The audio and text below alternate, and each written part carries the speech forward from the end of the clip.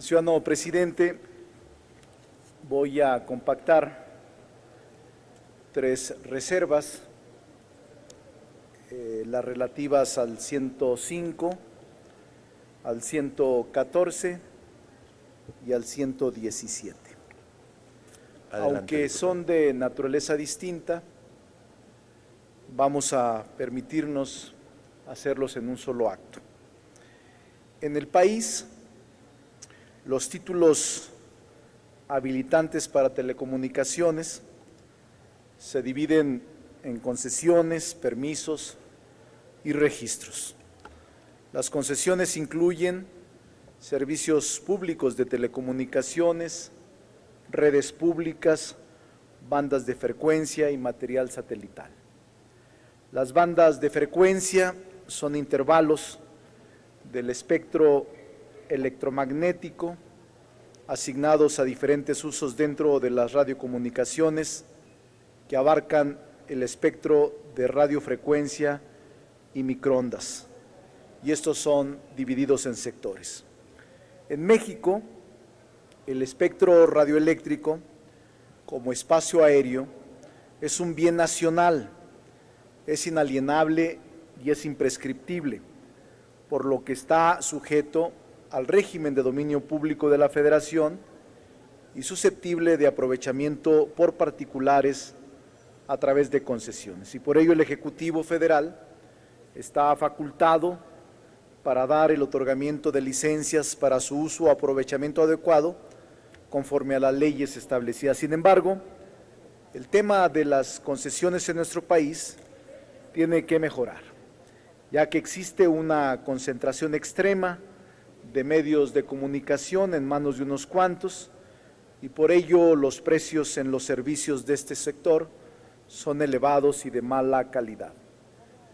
Contrario a lo que afirma ahora el comunicado de América Móvil y de Telcel, Telmex y Telcel, la OCDE afirma que los mexicanos pagaron anualmente 13.400 millones de dólares entre 2005 y 2009 en sobreprecios de telefonía celular, servicio de banda ancha.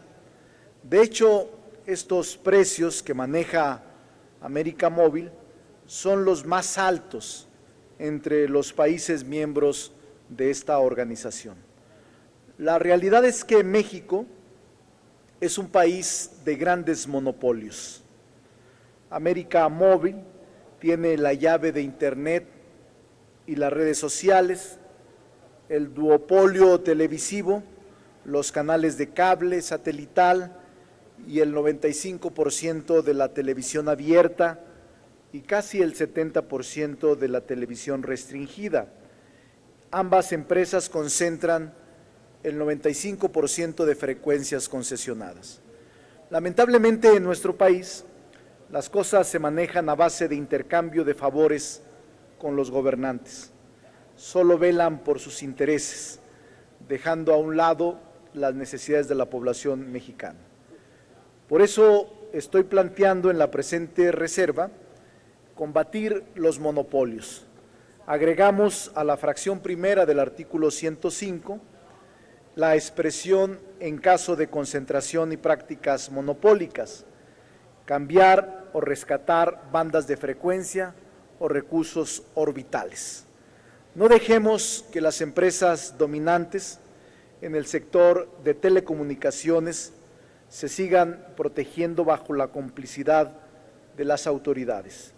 Necesitamos impulsar nuevas empresas para lograr la pluralidad en el sector y romper con los monopolios que solo destruyen la economía de todos los mexicanos. En este y en los otros 2, presidente, le solicitaría plasme íntegra nuestra propuesta de reserva. La propuesta contemplada en el párrafo cuarto del artículo 114 de la Ley Federal de Telecomunicaciones y Radiodifusión menciona que para el otorgamiento de las prórrogas de las concesiones, el Instituto notificará a la Secretaría, previo a su determinación, quién podrá en todo caso, emitir opinión técnica no vinculante en un plazo no mayor a 30 días y que transcurrido este plazo sin que se emita opinión, el Instituto continuará el trámite correspondiente, lo que llamamos y conocemos como la afirmativa ficta. Lo anterior denota una visión incorrecta en la esencia de un órgano constitucional autónomo, ya que se pretende tomar en cuenta la opinión del secretario del ramo en todo lo referente a las concesiones, y aunque no es vinculante, puede ser la diferencia entre el otorgamiento, prórroga o revocación de alguna concesión en materia de comunicaciones por el solo hecho de ser secretario de Estado. Se pretende atraer las prácticas más lesivas del viejo régimen, tratando de empoderar a los secretarios de Estado para que estos, por mandato del presidente, tengan mayor margen de acción en todos los sectores estratégicos del país. La historia nos ha enseñado que la acumulación de poder en un solo órgano de gobierno puede traer serias consecuencias a la hora de la toma de decisiones. El artículo 28 de la Constitución establece en el artículo 15 que el Instituto Federal de Telecomunicaciones es un órgano autónomo, por lo que no debería estar vinculado a ninguno de los poderes constituidos. Cabe señalar que el Instituto es un órgano especializado en la materia, por lo que se nos hace absurdo que el secretario del ramo deba emitir una opinión técnica al otorgar una concesión y otra para el otorgamiento de prórroga, las cuales, de no ser emitidas estas en un plazo no mayor a 30 días, el Instituto continuará los trámites respectivos. El concepto de autonomía en su estricto sentido institucional se entiende como una forma de división de poderes. Sin embargo, con la disposición que se pretende aprobar, el Instituto pone en riesgo ese carácter, el carácter de autónomo, pues se lesiona su independencia en la toma de decisiones al estar influido por intereses políticos, lo cual pudiera afectar el adecuado funcionamiento del órgano. Por eso es que nosotros proponemos se elimine del párrafo cuarto del artículo 114 del dictamen a discusión los órganos autónomos constitucionales para que se elimine esta opinión que, aunque no es vinculante, nos parece que desnaturaliza la autonomía del órgano denominado Instituto Federal de Telecomunicación, por lo que consideramos que se debe eliminar esta fracción y otorgarle plena autonomía. La última reserva, ciudadanos legisladores, es al 117. Es un asunto muy delicado.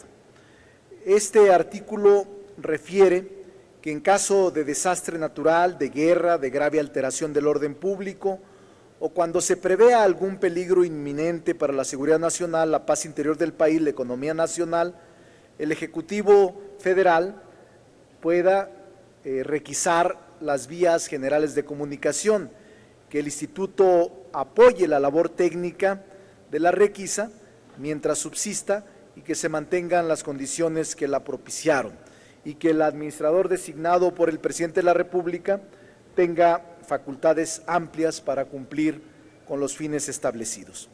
Consideramos que aprobar este artículo en los términos del dictamen enfrenta lo que establece el artículo 29 de la Constitución Política de los Estados Unidos Mexicanos.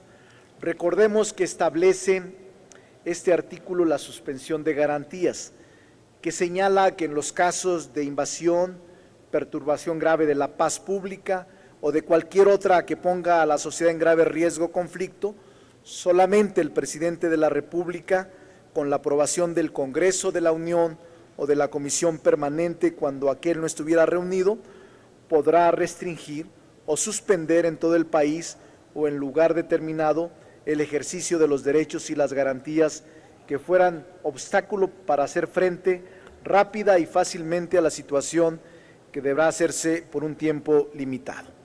En oposición a lo establecido por la Carta Magna, este artículo no requiere la aprobación del Congreso para que el titular del Ejecutivo tenga facultades amplias en el manejo de las vías generales de comunicación, ni establece un límite de tiempo para el uso de las facultades adquiridas.